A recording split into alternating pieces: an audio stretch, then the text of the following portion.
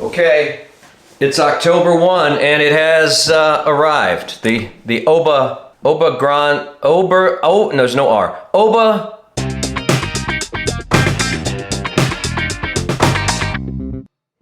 Hi, I'm Bob and this is Light Night Dial. It is October 1st and as promised, IKEA has come out with their first turntable in a long while, the Oba Grand. Hey, that sounded pretty good. I think I nailed it. Made in China. The box weighs in at 5.8 pounds, rather light, doesn't inspire confidence right off the bat. A pair of Jordans in the box are about 3.8 pounds, so that'll give you some reference. And the box dimensions are 16 by 15 and a half by 8. So I was just about the first person in the door Saturday morning today at IKEA in Round Rock, Texas, and wasn't sure where or if the turntables were going to be available, so I walked in. I started snaking my way through the store. I noticed there were a couple other guys kind of walking through the store fast. You know, it's kind of a serpentine layout there, so I wasn't sure where, if this was going to be near the lamps or if it was going to be there at all. And sure enough, just past the furniture section, two young ladies were literally unpacking a pallet, unwrapping the plastic from the pallet and putting these things on display. It's part of a whole kind of media line that IKEA seems to be doing, some new shelving. I bought a bag that you can put vinyl in, like a vinyl carrying bag that was like $3.50, and they've got some other things, some racks and shelves for DJs and things like that. So, you know, I just took a quick look at it, grabbed a couple boxes and put them in the cart and went straight to the checkout. So what we're going to be doing today is an unboxing and a quick look at the new turntable from IKEA. Is it a toy? Can it make music? Does it have any special sauce at all? Can you hot rod it? All these questions and more hopefully will be answered in the next few minutes. All right, there's one other thing I wanted to tell you right off the bat before we get started, in case you don't even watch this unboxing and you're rushing to your local IKEA to get the Oba Grand. See, didn't roll off the tongue that time. There's a little indication on the box where it says excluded. And I panicked at first. You see that black box there where it says excluded? And then it looks like the top profile to me of a cartridge. And I thought, oh my goodness, did it not come with a cartridge? And so I was literally heading back to IKEA to find out if the cartridge was separate, which didn't seem to make sense for an inexpensive consumer item like this, that someone would have to install the cartridge. But what someone indicated to me online, that it's the USB plug, the 5-volt plug that goes into the wall. That's what that was, not a cartridge. So I was relieved that I didn't have to make a second trip back to IKEA. So just to give you a little warning on that, don't freak out if you see that little black box and think there's not a cartridge inside. There is some kind of AT cartridge included. All right, now let's get to the unboxing. All right, so here we go. We got it up in the media room here, and we've got the sharp knife. We're going to try not to cut too deep because there's a lot of plastic in there. I just felt something hard right there. Maybe I went a little deep. No, I think we're good. All right. Here we go. Kind of unusual that it opens from the side.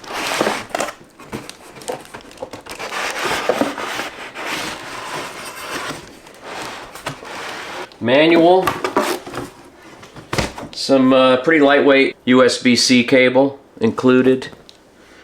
And pretty utilitarian RCA to mini stereo cable. We'll get these little. It's extremely light. It's extremely light.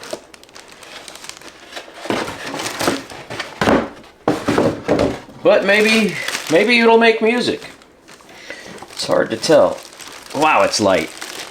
I can't get over it. I thought in the pictures that it was going to be made out of maybe some kind of MDF, at least the body, the plinth, as they say. There you go. Let me hope you can see it there. Protecting the spindle. Again, I'm not even sure if, wow, it is a very lightweight plastic platter with a lot of play. I don't think it can be removed.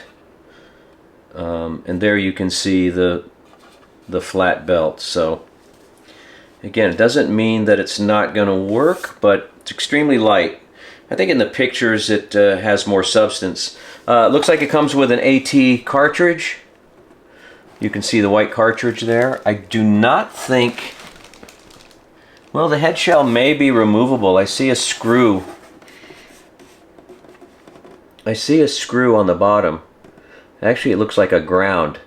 So I don't believe that this is removable. And it looks like the head shell is also plastic. The arm,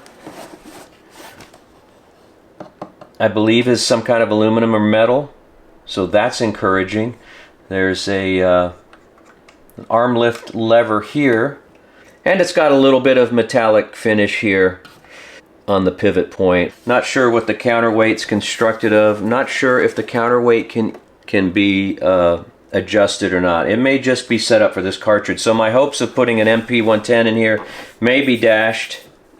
There's where the power goes in right here. Audio out. And then the buttons in the front. 33, 45, and on and off. So I don't even believe there's an option to turn off the included preamp, which also closes another path to customization. All right, I put it in the chain. I put it in my system, plugged it in to the USB. I found a USB 5-volt plug. They're all over the place in my house. And I did go with some Amazon Basic straight RCA cables left and right into my amplifier. And first of all, let me say that the IKEA, it did make music. It has an AT3600L cartridge from what I've read. I did the vertical tracking force and it was precisely at 2.75, which is right in the middle of the range of that cartridge's recommended tracking force. That's a little heavy for my liking. My plan has been to maybe put a Nagaoka in there, the MP110, which I have lying around, or a Rainier from Sumiko. Both of those weigh 6.5 grams. The AT that comes with this IKEA is at 5.7 grams. I haven't really explored it completely, but I don't think the counterweight on this IKEA table is adjustable or movable. So I guess if I do put in the Nagaoka, say, I'll have to probably get some blue tack and put some kind of washer or something on the back of the counterweight. It wouldn't be seen. Perhaps I could get some better tracking and I'd have a little bit of peace of mind that, you know, I wasn't tracking with such an inexpensive cartridge. But I played a couple things. I played an original copy of Dave Brubeck, Timeout, and an original pressing of Bruce Springsteen, Tunnel of Love. And the dynamics were pretty darn good on both of those records. I mean, I was getting all the highs and the lows. You know, there's a couple observations that I had.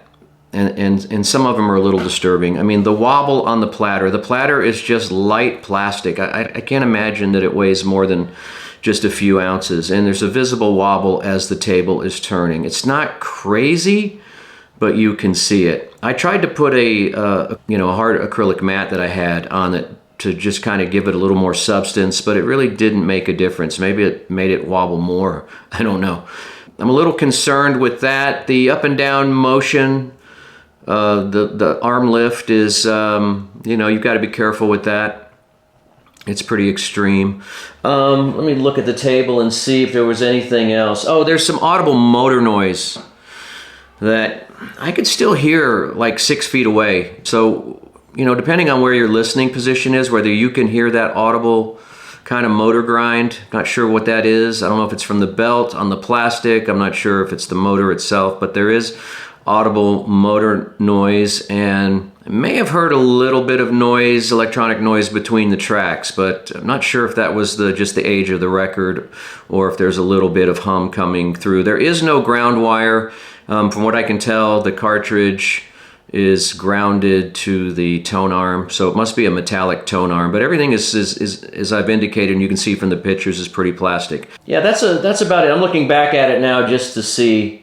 It did make music. I mean, it wasn't horrible. I'm gonna try to hot rod it with that Nagaoka cartridge. I don't know if I'll have any luck, you know, getting it to balance. I will say I did take a Shure cartridge alignment tool as well, and the cartridge is aligned pretty well. So I wasn't getting any heavy sibilance or anything like that from the cartridge. So, I mean, it's doing some things right, but when you consider that an RT80 from Fluence is $50 away from the price of this table, less than really, $40 away, well, you know, it gives you something to think about. I mean, this is a plastic music making device in the realm of toys, which, you know, I'm sure there's some engineering that has gone into it. I don't know why they made some of the choices that they did. I don't know how a company like Fluence could have a metal platter and this has a very cheap plastic platter. I'm gonna take, I don't even think it's removable, otherwise I would take it off and put it on a flat surface and see if it's even flat. So I don't know what that wobble is that I was detecting. I'm gonna work on that. I'm gonna try to find some kind of fix for that. So I think I'll keep this table, experiment with it, Frankenstein it a little bit, see what upgrades. You know, there aren't many upgrade paths with this turntable, so beware, okay? You know, if you got 159 bucks and you just want to have some fun, you know, maybe you've got a rental property or a lake house or something, I guess this would be a decent table. But I guess, I don't know even about decent, really, just because of the materials that it's constructed from. You know, with Fluence being just 50 bucks away, you've got to consider that. So that is a quick look. The IKEA Oba Grand. So that's my unboxing and my quick impressions. Thanks for joining me on Light Night Dial, and we'll see you soon.